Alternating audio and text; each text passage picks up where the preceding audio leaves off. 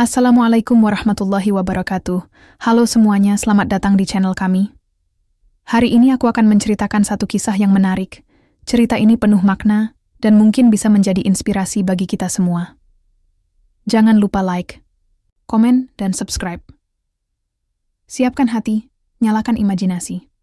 Mari, kita mulai ceritanya. Ridwan, pria sederhana asal Indonesia, merantau ke Rusia untuk bekerja sebagai buruh pabrik makanan. Ia hidup dalam keterbatasan, namun selalu penuh semangat dan rasa hormat terhadap pekerjaannya. Di sana, ia bertemu Zoya Anastasia, mandor pabrik yang terkenal dingin namun rupawan. Meski perbedaan status dan budaya membentang lebar, benih-benih cinta tumbuh diam-diam di antara keduanya. Zoya yang semula menjaga jarak, perlahan merasakan ketulusan Ridwan. Ia mulai membuka diri, menawarkan tumpangan, mengajaknya makan, hingga menghabiskan waktu akhir pekan bersama. Namun di balik senyum Zoya, tersimpan luka lama. Ia adalah janda dari Boris, pemilik restoran besar yang menghilang secara misterius beberapa tahun lalu. Saat cinta mulai tumbuh dalam, Zoya menemukan fakta bahwa Ridwan tanpa sadar pernah membantu Boris pergi dari Rusia saat pertama kali datang dan buta arah. Di tengah konflik batin dan emosi yang memuncak, Zoya memilih berdamai dengan masa lalu. Ia menikahi Ridwan dalam upacara sederhana, membuka bisnis food truck yang menjual roti hangat khas Indonesia dan Rusia, dan hidup bahagia sebagai pasangan yang saling melengkapi. Bisnis mereka sukses, dan cinta mereka menjadi bukti bahwa perbedaan bukan penghalang, selama ada ketulusan di dalamnya. Salju turun sejak pagi tadi. Butir-butirnya menyatu seperti kapas yang pecah di udara, menyelimuti atap pabrik dan menyusup ke celah-celah jaketku yang tak lagi hangat. Hari ini adalah hari ke-142 aku bekerja di pabrik roti ini. Aku tahu karena setiap malam, aku menandai dinding kamar kosanku dengan garis-garis kecil yang kuukir pakai silet bekas. Entah untuk menghitung waktu pulang, atau sekadar pengingat bahwa aku belum menyerah. Namaku Ridwan. Aku berasal dari sebuah desa kecil di Jawa Tengah. Aku datang ke Rusia bukan karena mimpi besar, tapi karena hidup di kampung tak lagi memberi harapan. Sawah milik keluarga kami digusur proyek jalan tol. Ibu hanya bisa menangis waktu aku berpamitan. Ayah sudah lama tiada. Adikku masih sekolah, dan aku tak ingin dia bernasib sama. Jadi, disinilah aku, menjadi buruh pabrik makanan di kota kecil, yang namanya bahkan tak bisa kuucapkan dengan benar. Pabrik ini memproduksi roti, kue, dan makanan beku lainnya. Udara di dalam selalu hangat karena oven besar tak pernah berhenti menyala. Tapi entah kenapa, aku tetap merasa dingin. Bukan karena salju, tapi karena seseorang. Mandor kami, perempuan berambut pirang, yang selalu memakai mantel wol hitam dan sepatu hak tinggi, meski berjalan di antara tumpukan tepung dan kotak karton. Namanya Zoya Anastasia. Miss Zoya bukan tipe atasan yang suka tersenyum. Bahkan aku tak yakin pernah melihat matanya memancarkan hangat sedikit pun. Tatapannya selalu tajam, suaranya pelan tapi menusuk, dan setiap langkahnya membuat semua pekerja buru-buru membenarkan posisi. Termasuk aku. Hari itu, seperti biasa, aku bekerja di bagian pengemasan. Tugas kami adalah memastikan roti yang keluar dari jalur produksi dikemas dengan rapi, diberi label, lalu dimasukkan ke dalam box sesuai jenis. Sudah hampir 1 jam aku berdiri tanpa jeda. Punggungku nyeri, tapi aku terus bekerja. Karena aku tahu Miss Zoya sedang mengawasi dari sudut ruangan. Kau, suaranya terdengar di belakangku. Aku menoleh cepat, wajahnya hanya berjarak 2 meter dari wajahku. Aku menunduk. Ya, Miss. Dia menunjuk satu kemasan roti di tanganku. Labelnya, miring. Kau tahu ini bisa membuat kami kena komplain distributor? Aku langsung memeriksa. Ya, memang sedikit miring. Tapi sangat tipis. Hampir tak terlihat. Saya minta maaf. Saya akan lebih teliti. Jawabku pelan. Zoya hanya menatapku sejenak, lalu berbalik tanpa berkata apa-apa. Sepatu haknya berdetak nyaring di lantai beton, lalu menghilang di balik pintu kantor kecil yang tertutup kaca. Selesai shift, aku pulang ke kos dengan langkah berat. Kos-kosan ini sebenarnya lebih mirip garasi kecil yang disulap jadi tempat tinggal. Satu ruangan, satu ranjang, satu pemanas air seadanya. Tapi disinilah aku bisa menutup mata tanpa takut diganggu siapapun. Aku duduk di ranjang, membuka jaket, dan topi rajut yang sudah basah. Kupandangi jari-jari tanganku yang mulai kasar. Beberapa kuku pecah karena terus bersentuhan dengan karton dan plastik.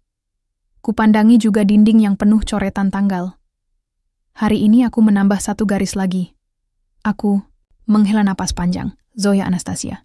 Wanita itu aneh. Ia tak pernah marah dengan suara keras, tak pernah menghina. Tapi satu tatapan matanya seperti menelanjangiku habis-habisan. Bukan karena dia cantik. Jujur saja, banyak perempuan Rusia di luar sana yang lebih muda dan lebih ramah. Tapi Zoya punya aura. Seolah-olah dia menyimpan sesuatu di balik wajah dinginnya. Sesuatu yang rapuh, yang menyedihkan. Atau mungkin aku cuma terlalu capek sampai mulai berhalusinasi. Keesokan harinya, saat aku hendak menyapu bagian belakang gudang, aku melihatnya berdiri sendirian di dekat jendela. Dia sedang menatap keluar. Salju turun lagi. Lebih deras dari kemarin. Wajahnya tampak pucat, dan aku sempat melihat sekelebat ekspresi. Hampa. Aku tak sengaja menjatuhkan sapu, dan dia menoleh cepat. Sekilas kami bertatapan. Aku buru-buru menunduk, mengambil sapu itu, dan berbalik. Tapi sebelum aku bisa melangkah, suara pelannya terdengar. Ridwan, katanya. Aku berhenti. Tak pernah sebelumnya dia menyebut namaku. Pelafalannya agak kaku, tapi jelas. Aku menoleh perlahan. Ya, Miss? Zoya tidak menjawab langsung. Ia berjalan mendekat, lalu berdiri di depanku. Matanya menatap ke arah sapu yang kugenggam, lalu ke mataku. Apa kau pernah membuat roti sendiri? Tanyanya tiba-tiba. Pertanyaan itu membingungkanku, tapi aku menjawab jujur. Pernah. Di Indonesia, ibu saya dulu berjualan roti kampung. Zoya mengangguk pelan. Bagus. Ia lalu memberikan secarik kertas. Besok, datang ke dapur produksi pukul 7 pagi. Aku ingin kau bantu resep baru. Aku bengong. Maaf, saya bukan ahli, Miss. Saya cuma buruh kemas. Zoya tersenyum tipis, pertama kalinya. Justru itu. Terkadang, rasa paling jujur datang dari tangan yang sederhana. Malam itu, aku tidak bisa tidur. Bukan karena udara, dingin atau suara tetangga yang menonton TV terlalu keras, tapi karena satu kalimat yang terus terngiang dalam kepalaku. Rasa paling jujur datang dari tangan yang sederhana. Apa maksudnya dan mengapa? Dari sekian banyak orang di pabrik ini, dia memilihku. Pukul 7 pagi, aku sudah berdiri di depan dapur produksi pabrik. Dapur itu jarang kami jamah, karena hanya chef profesional yang biasanya berkutat di sana untuk mengembangkan varian rasa baru. Kami, buruh biasa, hanya diberi jatah pabrik dengan mesin-mesin keras dan panas. Tapi, hari ini berbeda. Pintu kaca yang biasanya tertutup terbuka sedikit. Aroma mentega dan vanila menguar dari dalam. Jantungku berdetak lebih cepat dari biasanya. Ini bukan sekadar dapur. Ini seperti dunia lain yang tak pernah kuimpikan bisa kumasuki. Aku ragu untuk mengetuk. Tapi sebelum jariku sempat menyentuh gagang pintu, suara lembut tapi tegas terdengar dari dalam. Masuk saja, itu suara Zoya. Aku menelan ludah. Langkahku pelan-pelan masuk. Mataku menyapu ruangan. Dinding keramik putih. Meja stainless yang mengilap. Rak penuh bahan baku berlabel bahasa Rusia. Dan satu meja besar di tengah ruangan. Tempat Zoya berdiri mengenakan apron putih. Rambut pirangnya diikat ke belakang. Tidak ada sepatu hak tinggi hari ini. Hanya sepatu karet dapur. Untuk pertama kalinya, dia terlihat seperti manusia biasa. Selamat pagi, sapaku kaku. Zoya menoleh, senyumnya tipis, tapi tidak dingin. Selamat pagi, Ridwan. Duduklah, kita akan mulai eksperimen. Aku ragu. Eksperimen? Dia menunjuk meja dapur. Kita akan membuat roti baru. Tapi bukan roti khas Rusia. Aku ingin sesuatu yang berbeda. Sesuatu yang punya aroma tanah jauh. Mungkin Indonesia? Aku terdiam. Dadaku terasa hangat untuk alasan yang tak ku mengerti. Zoya meletakkan bahan-bahan di meja. Tepung, ragi, gula, telur, dan kelapa parut kering. Ini bahan dari supplier Asia. Aku pikir mungkin bisa cocok dengan resepmu, katanya. Aku mengambil kelapa itu, menciumnya. Aroma masa kecil menyeruak.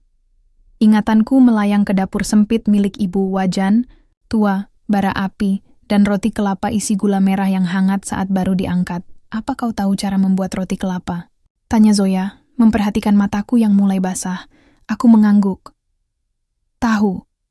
Tapi saya tak yakin ini cocok untuk pasar di sini. Zoya tersenyum samar. Biarkan pasar menilai nanti.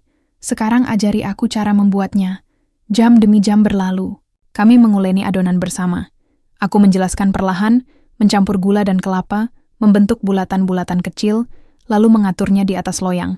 Zoya sesekali bertanya, mencatat, dan tak segan mencicipi adonan mentah hanya untuk memastikan rasa. Meski kadang kami berbicara dalam bahasa Inggris, tak jarang kami saling bingung satu sama lain. Dia kadang mengucap kata dalam bahasa Rusia yang tak ku mengerti, sementara aku berkali-kali terbata mencari padanan bahasa yang pas. Tapi yang mengejutkanku, kami tertawa.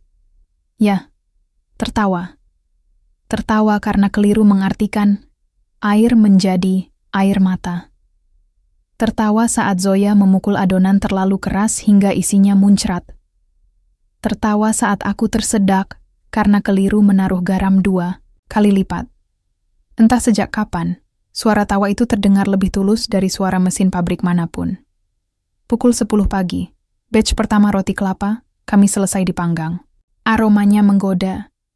Manis, gurih, dan sedikit karamel terbakar. Zoya mengambil satu, meniupnya pelan, lalu menggigit ujungnya, matanya melebar. Ini lembut sekali. Aku tersenyum. Ibu saya selalu bilang, kelembutan roti itu seperti hati yang disiram doa. Zoya menatapku, lama. Seolah ada sesuatu di wajahku yang sedang ia cari. Aku langsung menunduk. Ridwan, katanya pelan. Kau punya tangan yang jujur. Aku tak menjawab, karena aku tak tahu harus berkata apa.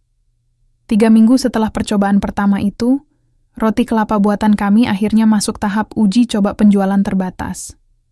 Zoya memutuskan untuk menjualnya di satu toko kecil yang bekerja sama dengan pabrik, yang mengejutkan responnya luar biasa. Dalam seminggu, stok selalu habis. Beberapa pelanggan bahkan bertanya kapan varian ini bisa dijual lebih luas. Zoya mengundangku lagi ke dapur. Kali ini, dia membawa secarik kertas berisi desain sebuah food truck. Aku sedang berpikir membuka kedai keliling. Tapi bukan restoran. Aku ingin kamu yang menjalankannya. Kau buat rotinya, aku bantu sistemnya, katanya. Aku mengerutkan dahi. Saya? Tapi kenapa saya, Miss?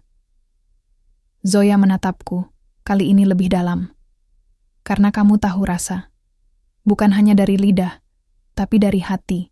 Dan aku percaya pada orang yang bisa membawa rasa dari tanah kelahirannya. Aku ingin berkata sesuatu, tapi tenggorokanku terasa berat. Zoya menatapku lama. Ridwan, kamu pernah jatuh cinta sebelumnya? Pertanyaan itu datang tiba-tiba. Suasana mendadak berubah. Hening menyelimuti. Aku menatap wajahnya. Dingin tapi tak lagi asing. Tatapannya bukan tatapan atasan, tapi tatapan seorang perempuan yang ingin didengar. Aku tidak tahu harus menjawab apa. Dan yang paling menakutkan, aku mulai bertanya-tanya. Apakah aku sedang jatuh cinta? Hari itu langit Moskow mengabu.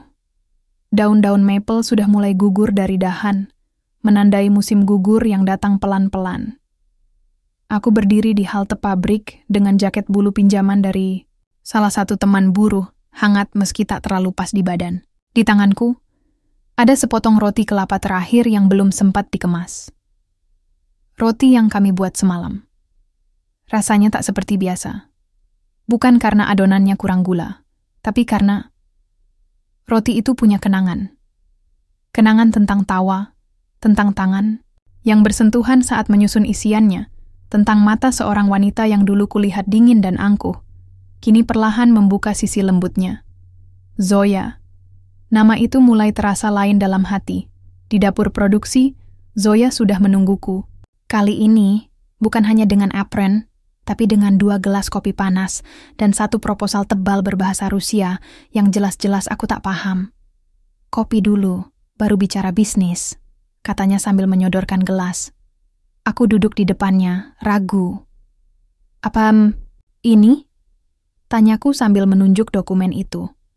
Zoya menarik napas panjang, lalu menjelaskan perlahan dalam bahasa Inggris yang masih terasa aksennya. Ini rencana kita. Aku sudah daftarkan izin operasional food truck. Namanya Kelapa Moskow. Aku terbatuk pelan, hampir tersedak kopi. Nama itu serius? Tanyaku. Dia tersenyum kecil. Lucu bukan? Tapi menurutku itu jujur. Orang akan tahu ini bukan hanya roti, tapi kisah. Kisah dari 2 benua, 2 hati, dan 2 rasa. Aku diam.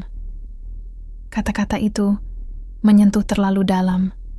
Aku tak tahu harus bilang apa, Miss. Zoya, potongnya cepat.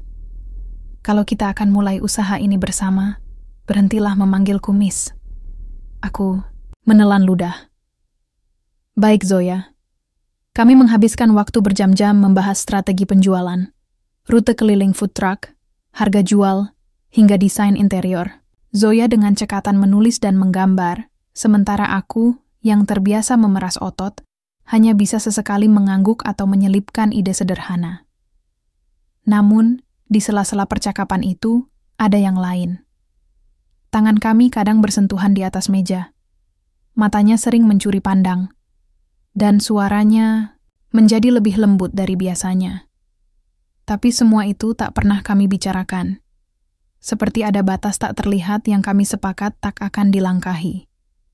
Bukan karena takut, melainkan karena kami terlalu asing untuk saling mengerti, tapi terlalu dekat untuk pura-pura tidak peduli. Suatu malam, setelah semuanya selesai, Zoya mengajakku keluar ke taman kecil di belakang pabrik. Di sana ada bangku kayu yang mulai ditutupi daun gugur. Udara dingin menusuk, tapi Zoya tampak tak terganggu. Dia duduk, menyandarkan tubuh, dan menatap langit malam yang kelabu.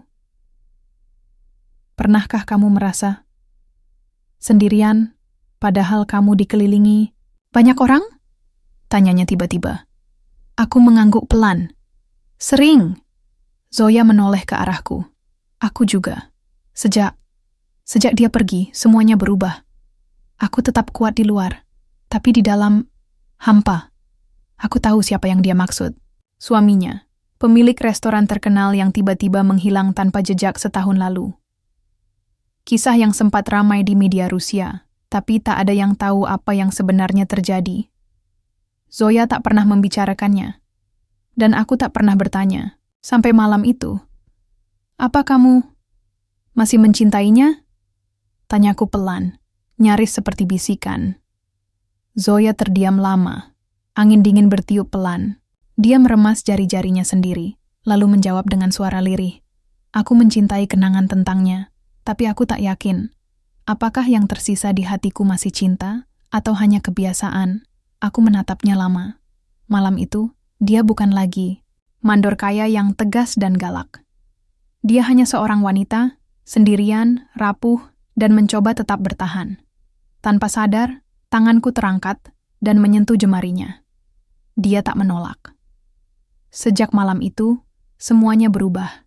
Kami lebih sering bersama. Bukan hanya soal roti dan food truck, tapi juga tentang hal-hal remeh, musik favorit, makanan kampung, masa kecil. Zoya mulai belajar bahasa Indonesia, meski lidahnya masih kaku. Aku juga mencoba memahami bahasa Rusia, walau sering keliru mengartikan. Kami tertawa lebih sering, dan diam lebih lama saat saling menatap. Namun, justru saat semuanya terasa lebih dekat, aku mulai takut. Karena aku sadar, hatiku mulai tumbuh harapan. Dan harapan adalah hal paling berbahaya untuk seorang perantau sepertiku, yang tak punya apa-apa selain tekad dan tangan yang mau bekerja.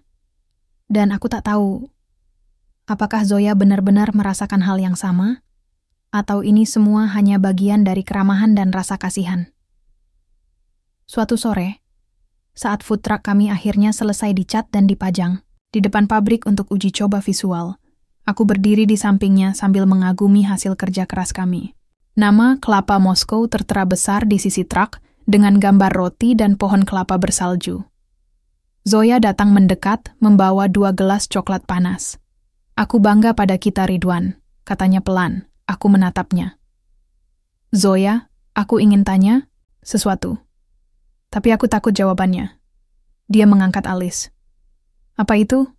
Aku menatap matanya dalam-dalam, memberanikan diri untuk membuka luka yang mungkin akan merusak semuanya. Kita ini... Apa? Zoya terdiam, dan di detik itu juga senyumnya menghilang. Pertanyaan Ridwan menggantung di udara seperti embun yang belum jatuh. Malam itu, di depan food truck yang baru selesai dicat, semuanya terasa sunyi. Tidak ada angin. Tidak ada suara, hanya detak jantungku yang menggila di dalam dada. Apa kita ini? Kata-kata itu membuatku limbung. Aku menatap wajah lelaki yang selama ini hanya kupanggil buruh Indonesia dalam hati, yang ternyata jauh lebih dari sekadar itu. Ia pekerja keras, penuh kesabaran, dan tanpa sadar. Ia telah mengetuk pintu hatiku, yang telah lama kukunci. Tapi jawaban itu belum bisa keluar dari bibirku, karena luka itu belum sembuh. Maaf, kataku pelan, menunduk. Aku belum tahu, Ridwan. Aku belum selesai dengan masa laluku. Ia tidak marah, tidak kecewa, bahkan tidak berkata apa-apa. Tapi dari caranya tersenyum tipis dan mengangguk pelan, aku tahu hatinya patah, meski ia terlalu terhormat untuk menunjukkannya. Lelaki itu terlalu baik untuk ditinggalkan, tapi juga terlalu berharga untuk dijanjikan oleh hati yang masih setengah mati. Dan malam itu, kami berpisah tanpa salam, tanpa pelukan, tanpa rencana. Hanya keheningan yang membungkus kami dalam jarak yang belum siap kami lintasi. Esok harinya, aku mengurung diri di kantor pabrik. File-file terbuka di layar komputer, tapi tak satu pun kubaca. Gelas kopi dingin tak kusentuh sejak 2 jam lalu. Wajah Ridwan terus muncul dalam benakku, tatapannya, senyumnya, pertanyaannya. Zoya, kamu tidak bisa terus seperti ini. Gumamku sendiri. Dia bukan dia. Ridwan bukan Ivan. Nama itu sudah lama tidak kusebut. Tapi luka yang ditinggalkan Ivan tak pernah benar-benar mengering. Suamiku. Atau mantan suami? Entahlah. Ia pergi tanpa kata, meninggalkan bisnis, rumah, bahkan akta pernikahan. Seolah lenyap di telan bumi. Setahun aku mencarinya.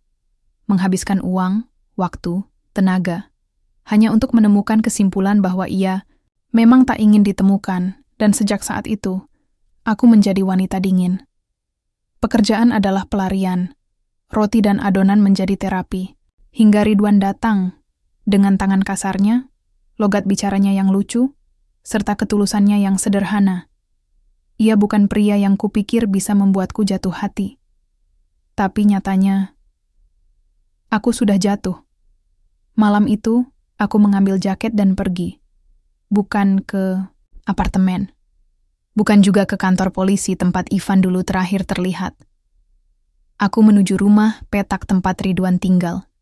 Di pinggiran kota, dekat jalur rel, dengan bangunan kayu yang berderit setiap kali angin bertiup. Aku berdiri di depan pintunya, mengetuk 3 kali. Tak lama pintu itu terbuka. Ridwan berdiri di sana. Matanya memerah, mungkin karena lelah atau karena tidur yang terganggu. Tapi begitu melihatku, raut wajahnya berubah. Zoya, aku menarik napas. Dalam, panjang. Aku ingin bicara. Kami duduk berhadapan di ruang tamunya yang sempit. Dindingnya terbuat dari kayu lapis. Tidak ada sofa empuk, hanya 2 kursi kayu dan 1 meja kecil dengan teko teh. Aku pernah mencintai seseorang, kataku tanpa basa-basi. Namanya Ivan. Kami menikah membangun bisnis restoran bersama, lalu suatu hari, ia pergi. Tanpa pesan, tanpa jejak, Ridwan tidak menyela. Ia hanya mendengarkan. 1 tahun aku mencarinya, Ridwan. 1 tahun aku tidur dalam gelisah, makan tanpa rasa, dan menangis di balik dinding. Aku ingin tahu kenapa, tapi hingga hari ini, aku tidak tahu. Aku menghela napas. Dan kamu datang, membawa kembali tawa, membawa harapan. Tapi aku takut. Takut kalau luka itu belum selesai. Takut menyakitimu. Lalu aku menatapnya. Dalam. Aku hanya ingin kamu tahu semuanya, sebelum kamu menaruh harapan. Ridwan menatapku lama. Lalu dia tersenyum. Zoya, katanya pelan. Terima kasih sudah jujur. Aku tidak minta hatimu hari ini. Aku hanya ingin ada kesempatan untuk menunggu jika kamu mengizinkan. Hatiku meleleh. Lelaki ini terlalu baik untuk tak diperjuangkan. Hari-hari berikutnya, kami kembali ke rutinitas. Bekerja. Merancang strategi untuk peluncuran food truck. Mencicipi resep baru. Tapi sekarang, ada sesuatu yang berbeda. Tangan kami kini bersentuhan tanpa ragu. Mata kami saling mencari di antara kesibukan. Dan senyum itu selalu ada, setiap kali kami bertemu. Namun tepat seminggu sebelum peluncuran, Kelapa Moskow, kabar itu datang dari seorang detektif yang masih kusewa diam-diam. Zoya, kami menemukan sesuatu. Jejak terakhir Ivan terekam kamera pengawas di bandara. Ada kemungkinan besar dia masih hidup dan tidak sendirian. Aku tercekat. Detektif itu menunjukkan foto. Sosok pria berjas hitam, berjalan berdampingan dengan seorang wanita muda berambut pirang. Mesra. Waktu di foto itu menunjukkan 2 bulan setelah Ivan menghilang. Aku menutup mata, napasku tercekat. Dia memilih pergi, bersama orang lain. Bukan karena hilang, tapi karena ingin menghilang dari hidupku. Dan saat itu juga, aku tahu satu hal pasti. Aku sudah bebas. Luka itu sudah cukup lama kubawa. Kini saatnya menutupnya. Dan membuka yang baru. Besok, food truck kami akan meluncur. Kelapa Moskow akan mulai berkeliling kota. Membagikan bukan hanya roti, tapi juga harapan dan cinta dari 2 hati yang nyaris patah, tapi memilih bertahan. Dan malam ini, aku berdiri di depan Ridwan. Untuk pertama kalinya, tanpa ragu, tanpa takut. Ridwan, bisikku, jika kamu masih bersedia, aku ingin berjalan bersamamu. Dia tidak menjawab.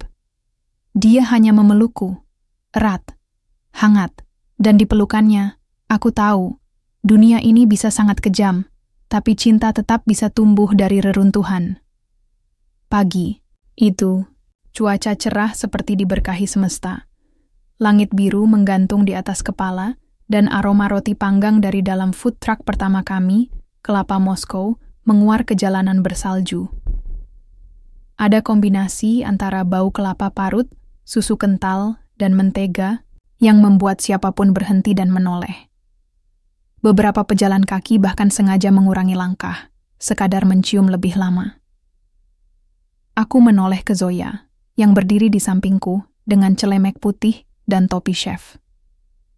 Senyumnya penuh semangat. Matanya berkilat seperti anak kecil di hari pertama sekolah. Sudah siap? Bisikku ia tertawa kecil. Sudah sejak tadi malam, kami membuka jendela food truck, tepat pukul 9 pagi. Dan dalam 5 menit, antrian sudah terbentuk. Sungguh aku tak percaya. Di negara asing, di tengah kota Moskow yang dingin dan kadang, acuh, ada yang rela mengantre demi mencicipi roti kelapa khas Indonesia yang kami olah dengan cinta. Hari itu berjalan cepat. Roti habis sebelum tengah hari. Ulasan di media sosial langsung meledak. Ada yang memuji rasa, ada yang bertanya tentang sejarah nama Kelapa Moskow, dan ada pula yang memotret kami, aku dan Zoya, yang bekerja seperti pasangan yang sudah menikah. Aku tak bisa berhenti tersenyum. Rasanya seperti mimpi yang menolak bangun. Tapi mimpi memang selalu datang dengan bayangan. Dan bayangan itu datang saat kami sedang membereskan loyang dan mesin pemanggang di sore hari. Seorang pria asing dengan jas wol tebal dan kamera tergantung di lehernya menghampiri. Ia terlihat seperti wartawan. "Permisi," katanya dalam bahasa Rusia. "Saya dari majalah kuliner Moskow. Saya ingin mewawancarai pemilik food truck yang sedang viral ini." "Benar Anda, Miss Zoya?" Zoya sempat terdiam. Tangannya membeku, setengah memegang sendok kayu. "Ya," jawabnya pelan. "Saya Zoya." Wartawan itu tersenyum dan mengeluarkan ponsel, menunjukkan sesuatu. Dan apa yang kulihat di layar itu membuat jantungku seperti dihantam palu. Sebuah cuplikan berita. Judul besar berbunyi, "Ivan Ivanov kembali dengan restoran baru. Ditemani istri yang baru, kemana pergi Zoya, sang mantan?" Aku menatap wajah Zoya. Darah surut dari pipinya. Napasnya memburu. "Ini sudah tersebar, Miss Zoya," lanjut wartawan itu. "Publik bertanya-tanya, Ivan kembali. Dan Anda, mantan istri sahnya, membuka usaha kuliner di pinggiran Moskow. Apakah ini semacam perlawanan bisnis?" Zoya tidak menjawab. Wartawan itu mencoba tersenyum profesional. "Saya akan menunggu konfirmasi Anda. Anda wanita inspiratif. Kami ingin tahu versi cerita dari sisi Anda." Lalu ia pergi, meninggalkan kami berdua dalam kebisuan yang menusuk lebih tajam dari cuaca dingin. Malamnya, aku duduk di tepi ranjang Zoya. Ia masih mengenakan celemek, belum melepas topi, belum berganti baju, seperti orang yang kehilangan arah. Aku memegang tangannya. "Ini bukan salahmu," ucapku. Ia menggeleng. "Tapi luka itu baru saja kubuka. Dan sekarang Ivan kembali. Aku takut, Ridwan. Aku takut luka itu akan berbau lagi. Aku takut jika orang-orang mulai mencibir. Mereka bisa bilang aku hanya numpang terkenal dari nama suamiku." Aku menatap matanya.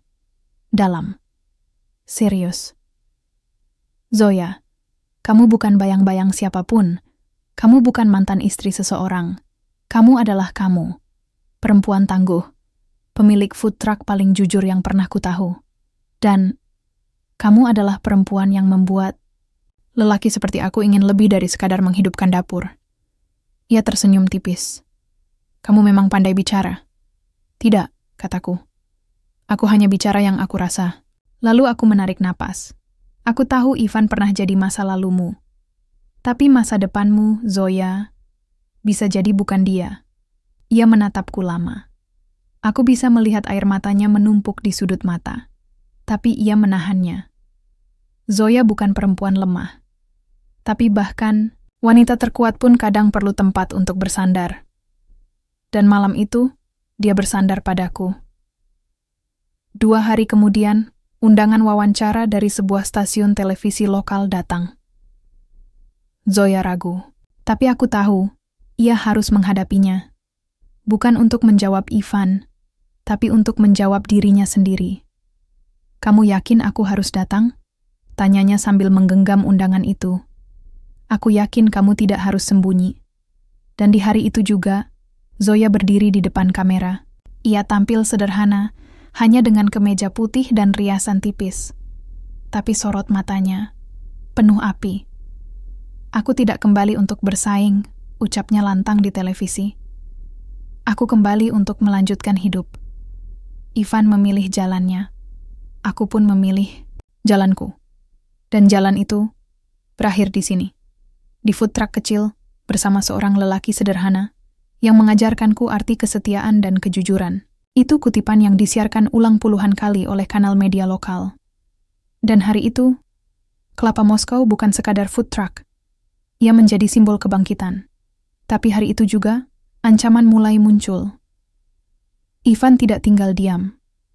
Esoknya, kami mendapat surat gugatan. Ia menuntut sebagian aset bisnis yang Zoya gunakan dengan alasan masih dalam ikatan properti bersama. Zoya marah. Aku lebih marah. Tapi aku tahu, ini bukan waktunya emosi. Ini waktunya untuk berdiri. Bersama. Karena sekarang, pertarungan Zoya bukan lagi pertarungan seorang janda yang ditinggalkan. Ini adalah pertarungan seorang perempuan yang memilih bangkit, dan seorang lelaki yang memilih tetap tinggal di sisinya. Dan kami tidak akan kalah. Malam itu, angin Moskow meniup lebih keras dari biasanya. Tapi dinginnya tak seberapa dibanding dingin yang perlahan tumbuh di dalam dadaku. Surat gugatan dari Ivan masih tergeletak di meja dapur. Huruf-huruf Rusia di atas kertas itu terasa seperti duri. Tajam, menyakitkan, dan mengingatkanku pada luka yang kupikir telah lama sembuh. Ridwan duduk tak jauh dariku, menatap surat itu seperti sedang menghadapi musuh tak terlihat. Aku bisa pergi ke pengacara, katanya akhirnya. Aku bisa bantu bicara, aku hanya menggeleng pelan. Ini harus aku hadapi sendiri, Ridwan. Ini bukan soal hukum, ini soal siapa aku sekarang. 3 hari kemudian, Ivan datang. Tanpa peringatan. Tanpa sopan santun. Ia muncul di depan food truck kami seperti badai musim dingin yang tiba-tiba. Dengan jas panjang hitam dan mata dingin seperti salju, pria itu menatapku seolah aku tak pernah. Berarti apa-apa? Zoya, ucapnya, suaranya rendah tapi penuh tekanan. Aku hanya minta hakku. Kau bangun usaha ini dengan uang kita. Aku punya hak atasnya. Ridwan yang berdiri di dalam truk langsung turun. Wajahnya tegang. Tapi aku memegang lengannya, meminta dia diam. Apa kau datang hanya untuk itu, Ivan? Tanyaku. Untuk uang? Untuk roti kelapa dari food truck kecil yang tak seberapa? Ivan menyeringai. Bukan hanya itu. Aku tahu kau dekat dengan lelaki ini. Ia menoleh pada Ridwan. Buruh pabrik? Serius, Zoya? Aku merasakan darahku naik. Tapi bukan marah karena dihina. Aku marah karena pernah mencintai orang seperti dia. Lelaki ini, kataku, mataku menatap Ridwan dengan bangga. Adalah seseorang yang melihat aku bukan sebagai harta, bukan sebagai nama, tapi sebagai manusia. Ivan tertawa sinis. Kau pasti sedang bercanda. Ridwan melangkah maju. Saya tidak tahu siapa Anda, Tuan. Tapi saya tidak butuh pengakuan dari Anda untuk menghargai Zoya. Apapun masa lalunya, suasana mendadak hening. Ivan terdiam. Untuk pertama kalinya, wajahnya kehilangan keangkuhan. Ia memandangi kami. Mungkin menyadari bahwa aku bukan lagi wanita yang dulu bisa dikendalikan dengan kekayaan atau status. Aku akan tetap menggugat, ucapnya akhirnya. Kau akan lihat siapa yang lebih kuat. Dan ia pergi. Tapi yang tersisa bukan ketakutan. Yang tersisa hanyalah ketegasan. Aku berbalik menatap Ridwan, dan di saat itu, aku tahu. Pertempuran ini bukan tentang food truck. Bukan tentang uang. Tapi tentang pilihanku. Aku memilih Ridwan. Gugatan Ivan dibawa ke pengadilan. Tapi dengan semua bukti dan dokumen yang kupunya, hakim menolak klaim Ivan. Bisnis ini dibangun setelah perceraian, kata pengacara kami. Tidak ada hak atas apapun. Ivan kalah. Tapi bukan itu kemenangan sebenarnya. Kemenangan sebenarnya adalah saat aku menandatangani surat pelepasan hak sepenuhnya dari perusahaan milik Ivan, yang dulu ikut kudirikan. Aku tidak butuh 1 rubel pun darimu, ucapku saat menyerahkan surat itu lewat perantara hukum. Aku sudah punya segalanya. Ivan tahu, aku tak akan pernah kembali. Dan sejak itu, ia tak pernah lagi muncul. Hari itu, kami merayakan kemenangan kecil di dalam food truck yang kini terasa seperti rumah. Aku dan Ridwan duduk berdua. Tak ada musik, tak ada pesta. Hanya teh hangat dan udara senyap yang penuh kedamaian. Apa kamu yakin memilih aku? Ridwan bertanya lirih.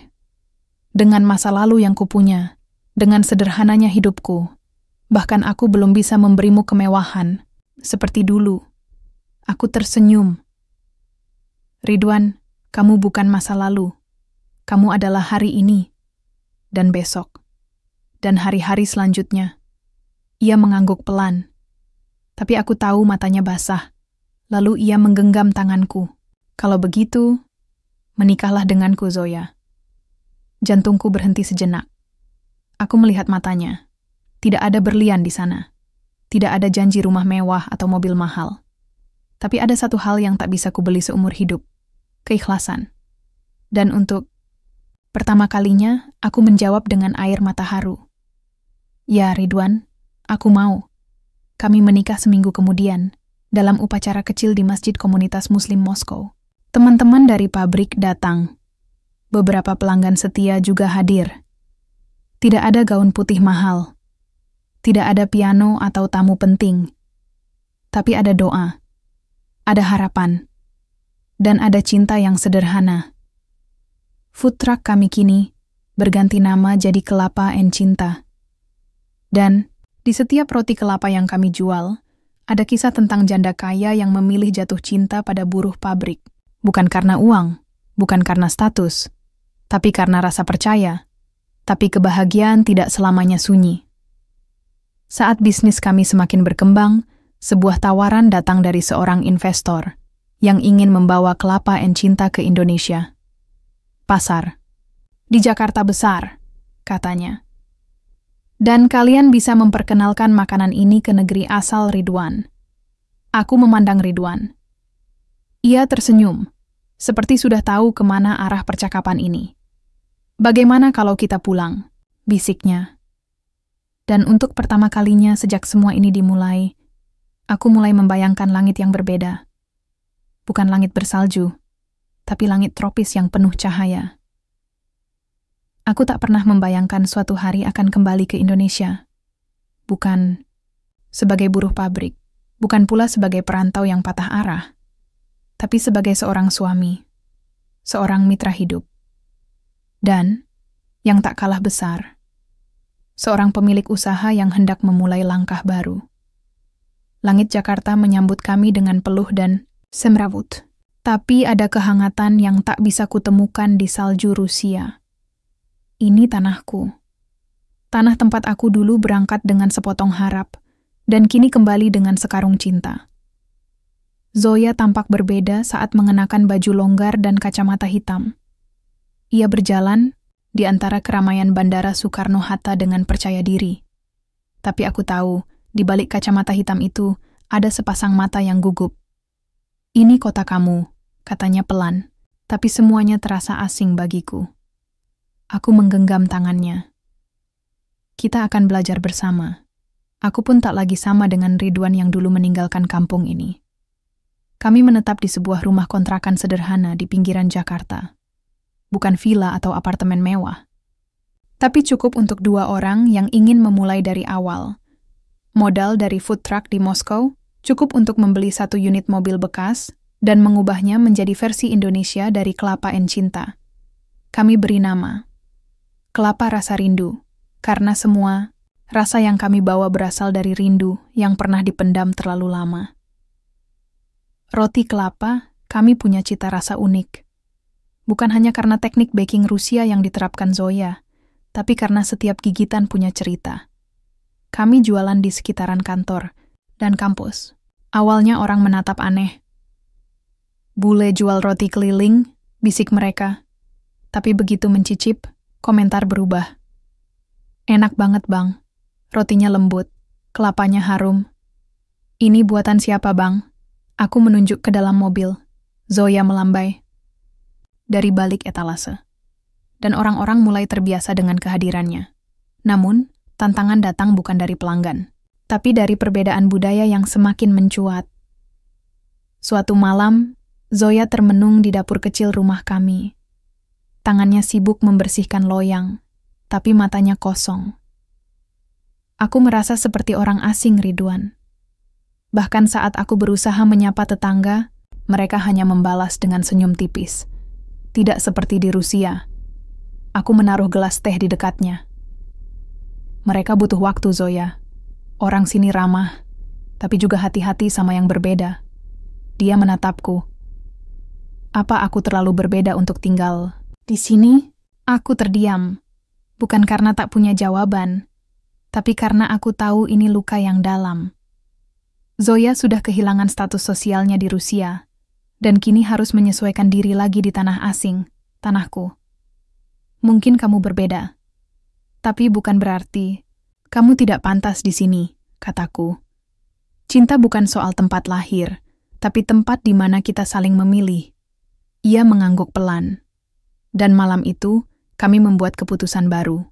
Membuka kelas membuat roti gratis untuk ibu-ibu sekitar.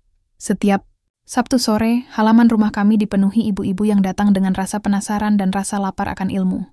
Zoya mengajarkan dengan bahasa campur aduk, kadang Inggris, kadang bahasa Indonesia dengan logat yang lucu. Tapi semua tertawa, semua mencoba, dan perlahan tembok mulai runtuh. Ibu Zoya baik banget ya, ngajarin bikin roti gratis. Saya suka sama caranya ngajarin. Sabar. Bule ini ternyata lebih sopan dari tetangga kita yang dulu. Aku mendengar bisikan-bisikan itu dan tahu, perlahan, Zoya sudah diterima. 3 bulan berlalu. Bisnis food truck kami makin ramai. Bahkan, sebuah televisi lokal mengundang kami untuk wawancara. Judul acaranya, Dari Rusia ke Roti Kelapa. Presenter itu bertanya, "Apa motivasi kalian membuka usaha ini di Indonesia?" Zoya menatap kamera, lalu menatapku. Ia tersenyum. Karena Indonesia adalah tempat di mana cinta saya tinggal. Dan roti kelapa adalah cara saya mengucapkan terima kasih kepada negeri ini. Malam itu, aku menangis dalam diam. Namun, kebahagiaan selalu mengundang ujian. Suatu pagi, seorang pria bertubuh kekar datang ke food truck kami. Ia mengenakan jas hitam dan berdiri di depan kami dengan senyum sinis. "Kalian Ridwan dan Zoya?" tanyanya. Aku mengangguk. Dia mengeluarkan kartu nama. "Saya perwakilan dari Baskara Foods. Kami tertarik mengakuisisi brand kalian. Kami tawarkan ratusan juta rupiah. Kalian tinggalkan semuanya. Kami yang kelola." Zoya langsung menjawab, "Maaf, kami tidak tertarik." Tapi pria itu tertawa. "Pikirkan dulu. Kalian bukan siapa-siapa. Tapi kami bisa bawa kalian ke level yang lebih tinggi. Jangan tolak rezeki." Aku melihat Zoya. Wajahnya tenang, tapi matanya berkaca. "Brand ini bukan cuma roti." Jawabku. "Ini hidup kami. Cerita kami." Pria itu meninggalkan kartu nama dan pergi dengan kalimat menggantung. "Kalau kalian menolak, jangan salahkan kami kalau rezeki kalian diputus dari arah yang tidak disangka." Malam itu, kami duduk di atas mobil, menatap bintang. "Kalau mereka menjatuhkan kita, bagaimana?" tanya Zoya. Aku menarik napas panjang, "Maka kita bangkit lagi. Selama kita masih punya tangan untuk bekerja, hati untuk mencinta, dan kaki untuk berdiri, kita tak akan pernah benar-benar jatuh." Zoya menatapku lama, lalu menyandarkan kepalanya ke bahuku. "Aku tidak menyesal memilih kamu, Ridwan. Aku mengecup keningnya pelan, dan aku akan selalu memilihmu setiap hari." Subuh itu, langit Jakarta kelabu. Angin membawa aroma hujan yang belum jatuh. Aku menatap food truck kami dari kejauhan, seperti menatap bagian tubuhku sendiri yang telah bekerja tak kenal lelah. Kelapa rasa rindu. Hari ini tidak berdagang, tapi pagi ini tetap penting. Lebih penting dari sekadar jualan roti. Zoya berdiri di sampingku, mengenakan baju sederhana, rambutnya dikepang 2 seperti anak-anak sekolah. Wajahnya lebih tenang dari biasanya. Tapi aku tahu, hatinya sedang bergemuruh. 3 hari lalu, kami mendapat ancaman nyata dari Baskara Foods. Mereka menuduh kami mencuri resep roti dari salah satu produk mereka, meskipun jelas-jelas tak ada satu pun kesamaan. Tuduhan itu tersebar di media. Sejumlah pembeli berhenti datang. Kami difitnah, dikucilkan, bahkan dipaksa menutup food truck oleh oknum yang mengaku dari pihak berwenang. Zoya menangis malam itu, bukan karena kehilangan omzet, tapi karena keadilan, seperti tak punya tempat di dunia orang kecil seperti kami. Tapi pagi ini, kami memilih untuk tidak menyerah. Kami membawa roti-roti kelapa terakhir ke sebuah taman kota. Bukan untuk dijual, tapi untuk dibagikan.